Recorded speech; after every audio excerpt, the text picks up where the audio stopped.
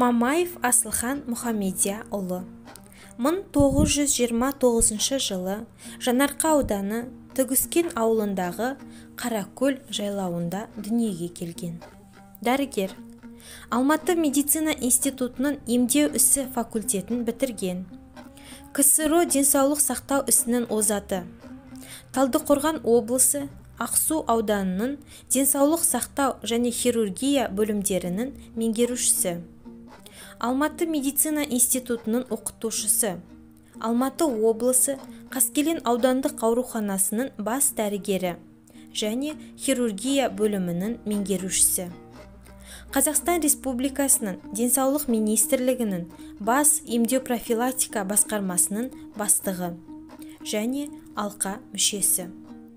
Республикалық курорттар басқармасы кәсіподақтарының бастығы.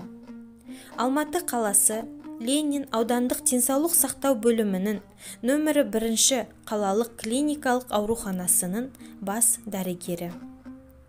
Асылхан Мамаев Алматы қаласындағы көптеген денсаулық сақтау мекемелерінің бас дәрігері болып еңбек етті. Денсаулық сақтау министрінің кеңесшісі болды. Күн сәулесімен емдеу аппаратының алғашқы авторы. Бұл қондырғысын Италиядағы, Америкадағы көрмелерге шығарды.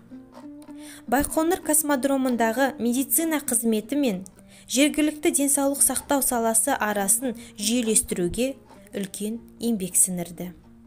Тоқтар Әубәкіров космосқа ұшқан кезде өз саласы бойынша кеңес беріп, басқару орталығында болды. Асылхан Мамаев 50 ғылыми еңбек, 2 монография, 4 әдістемелік нұсқаулардың, 5 ғылыми жаңалықтардың авторы. 2 рет құрмет белгісі орденімен, еңбек ардагері медалімен марапатталған. 2003 жылы дүниеден озған.